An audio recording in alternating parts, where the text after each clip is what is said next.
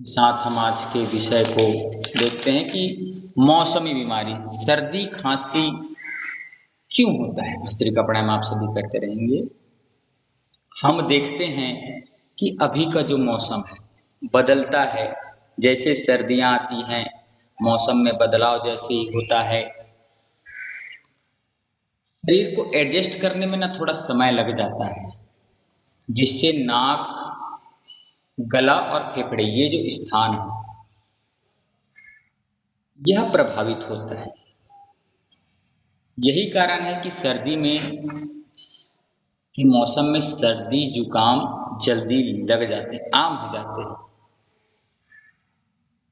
हो जाता है, इसका वैज्ञानिक कारण समझते हैं।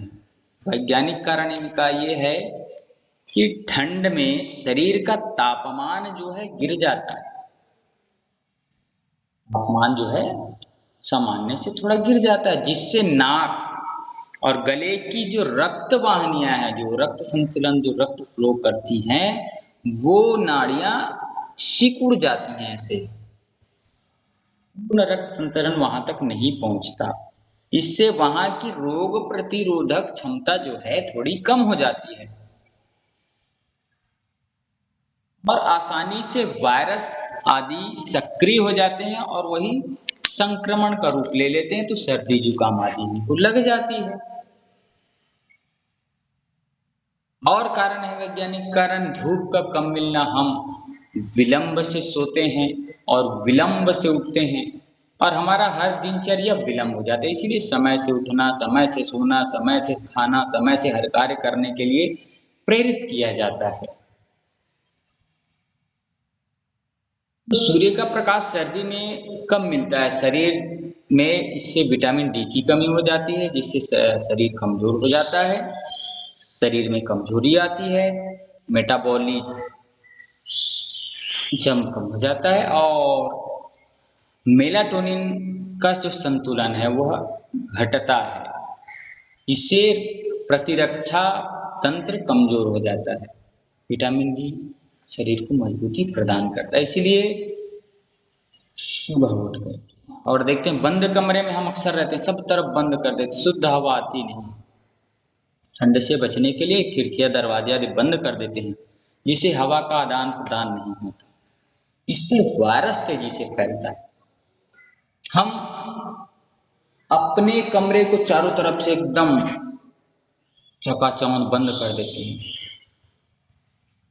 और उसके बाद हम जो कार्बन डाइऑक्साइड हमारे नाक से छोड़ते हैं वो उसी कमरे पे घूम रहा है, घूम रहा है। फिर एक समय ऐसा आता है कि फिर हम उसी को ले रहे हैं, उसी को छोड़ रहे हैं। शरीर कोशिश करता है कि मैं ऑक्सीजन ही लूं, कार्बन डाइऑक्साइड छोड़ो, लेकिन हमने कमरा बंद कर दिया है बाबा, तो कहां से होगा, वो तो व्याप्त है ना। और फिर उसी से संक्रमण जल्दी हो जाता है, क्योंकि अच्छाई चीज जहां नहीं रहेगी वहां बुराई अपने आप पनपती। क्योंकि एक सिक्के के दो पहलू, अच्छे नहीं रहेगा तो बुरा स्वतः ही आ जाता है। इसीलिए दिमाग में अच्छे विचार लाने चाहिए, ताकि मन अच्छा रहे तो हमारे कार्य अच्छे रहेंगे, हमारे कार्य अच्छे रहेंगे तो हमें परिणाम अच्छा मिलेगा, हमें परिणाम अच्छा मिलेगा तो हमारा जीवन अच्छे से चल पाएगा। तो देखें, धूप में रहें, धूप में बैठ करके कार्य करें, जितना समय हो सके 10-11 बजे तक सहते धूप तक लें, बढ़िया। यहाँ तक कि सर के भाग को थोड़ा देख करके, ज़्यादा धूप ना लगे। उसके बाद पूरे शरीर पे पूरा अच्छे से धूप आना चाहिए, पड़ना चाहिए। खुले कम कपड़े में ज़्यादा रहें तो अच्छा है। और वो अवशोषित होना चाहिए धूप, तब महत्व का है। कपड़े के साथ लें तो उतना ज़्यादा महत्व का नहीं है, 50 से भी 30-40% का ही फायदा देगा। ऐसा मन को संतुष्टि देगा ऐसा। अब देखते हैं आयुर्वेदिक कारण क्या है कि वात और कफ के बिगड़ने से, क्योंकि शरद ऋतु के बाद जब हेमंत ऋतु आती है, सर्दी की ऋतु में कफ दोष बढ़ने लगता है, जिससे शरीर में बलगम है, शरीर पे जकड़ाहट है, अकड़ाहट है, वात के रोग हैं, घुटने आदि में दर्द, नाक का बहना जैसी समस्याएं हो जाती हैं। अग्नि में भी थोड़ा प्रभाव पड़ता है, पाचन अग्नि में, शरीर में, तो ठंडा बासी आदि ना लें, टॉक्सिन जिससे जमा हो जाता है। अब उपाय देख लेते हैं, उपाय क्या करना है, हमको नष्ट करना है शुद्ध जो हमारे तिल का तेल है उसको नाक में डालें या घी डालें, जिससे पूरा ये रेस्पिरेटरी सिस्टम ठीक होगा। नाक में रोज ऐसे तो डालना चाहिए सप्ताह में 2 दिन, जिससे जो गंदगी जो है, टॉक्सिन से जो प्रदूषण है वो बैठा रहता है, वो क्लियर हो जाता है। नस्य क्रिया जिसको कहते हैं, धूप स्नान करना है, धूप में बैठना है, नियमित योगाभ्यास करना है, प्राणायाम करना है, भस्त्रिका प्राणायाम ये जो हम करते हैं ना, इससे शरीर में गर्मी बढ़ती है, रोग प्रतिरोधक क्षमता बढ़ती है। अनुलोम विलोम प्राणायाम से पूरे 72,000 नस नाड़ियां ठीक रहती हैं, तो नाक की नस नाड़ियां भी ठीक रहेंगी, तो सर्दी खांसी जुकाम आपको नहीं होगा। सूर्य भेदी प्राणायाम करें आप, राइट से लेना लेफ्ट से छोड़ना, राइट से लेना लेफ्ट से छोड़ना, राइट से लेना लेफ्ट से छोड़ना, इससे भी आपके अंदर गर्मी का प्रभाव रहेगा। और त्याग किस चीज का करना है?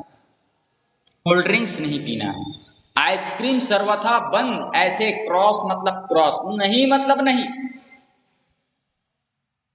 ठंडी दही ठंडी चीजों का सेवन ना करें, पैर में मोजे जुराब आदि डाल के रखें, वक्षस्थल भी खाली ना रहे, इधर यहाँ तक अच्छे से। और ठंड हवा में निकले तो कान भी ढक करके निकले, गर्म कपड़े थोड़े पहने, ज्यादा सर्दी के दिन में तो ठीक है। तुलसी का काढ़ा बना करके पिए, उत्तम है। मैंने पिछले बार भी बताया था आपको, तुलसी बहुत अच्छा है।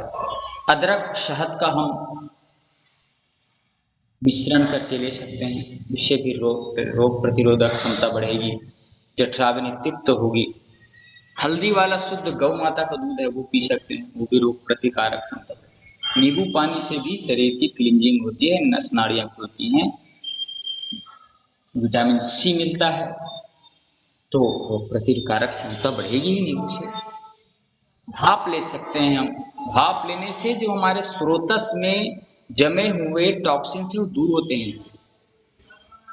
श्वास से लेते हैं, नासिका से श्वास पूरा जाता है, श्वास प्रश्वास खुल जाता है तो अच्छे से होगा। कुछ जुकाम आदि भी रहेगा तो वो ठीक हो जाता है। तो तुलसी में आप तुलसी जी के गर्म पानी उबालिए, तुलसी का 2-4 8-10 पत्ते डालिए, और थोड़ा सा दालचीनी डालिए, एक आध काली मिर्च डाल लीजिए, और गुड़ डाल लीजिए, और छोटा सा टुकड़ा गिलोय का डाल लीजिए, उसको उबालिए और पीजिए। बेहतरीन, दुनिया का सबसे बेहतरीन चाय है। चाय का विकल्प आपको चाहिए तो चाय, गर्मी ठंड के दिन में कुछ गर्म पीना चाहिए ना, तो ये पीना चाहिए। तुलसी, अदरक डाल सकते हैं या सौंठ डाल सकते हैं, दालचीनी के डाल सकते हैं, और आप काली मिर्च डालिए, और गुड़, शुद्ध गुड़ होना चाहिए, हर चीज शुद्ध होनी चाहिए। तुलसी पत्ता को मिलाएं तो उसको भी धो करके लाएं, डस्ट आदि उसमें धूल मिट्टी ना रहे, तो इस जो वायरल इन्फेक्शन जो होने वाला है इससे बच सकते हैं। गर्म पानी पिए, इस मौसम में गुनगुना पानी पिए, अच्छे से रहें, प्राणायाम योग की साधना करते रहें, गिलोय का सेवन करते रहें, निरंतर अपने आपके वातावरण को गर्म बनाने का इच्छा करें, अच्छे अच्छे भोजन लें, ताजे भोजन लें, जो गर्माहट वाले भोजन हैं वह भोजन लें, जिससे हम इस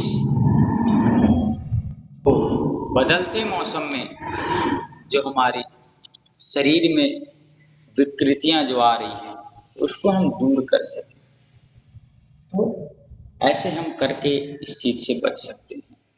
सुबह सुबह भी हम जब वॉक में निकलें, या शाम को भी हम जब पैदल चाल में निकलें, तो अपने शरीर को पूर्ण वस्त्र पहन करके, नीचे मोजे जूते पहन करके, क्योंकि एक सिद्धांत बताया था, सर ठंडा, पेट नरम और पैर हमेशा गर्म होना चाहिए। पैर हमारे हमेशा गर्म होना चाहिए, पैर गर्म, पेट नरम और सर ठंडा। पुरानी ही कहावत है ये, सर ठंडा, पेट नरम और पैर गरम, तो दवाइयों को मारो डंडा। ऐसे हमारा है तो हम ठीक है।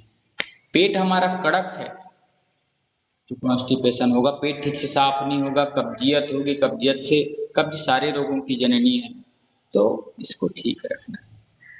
माथा जब हमारा बुखार होता है तो ऐसे सोचते हैं गर्मी लगती, अरे इसका तो माथा तप रहा है, इसको तो बुखार है, टेम्परेचर बदल गया। पैर भी जब छूते हैं किसी को एकदम ज्यादा से, नहीं इसके तो पैर ठंडे पड़ गए हैं, तो फिर पैर में मालिश होती है तेल की कि गर्माहट हो। तो ये तीन चीजें बहुत नाजुक स्थान है, इसको संभाल करके रखना है। ठंड के दिनों में पैर में अच्छे से मोजे आदि जुराब आदि डाल करके रखें, नीचे फर्श ठंड ना रहे, उसके ऊपर किचन आदि में काम करते हैं तो पैरदान आदि डाल करके रखें, जिससे उस स्थान में सीधे ठंड से हमारा पैर प्रभावित ना हो।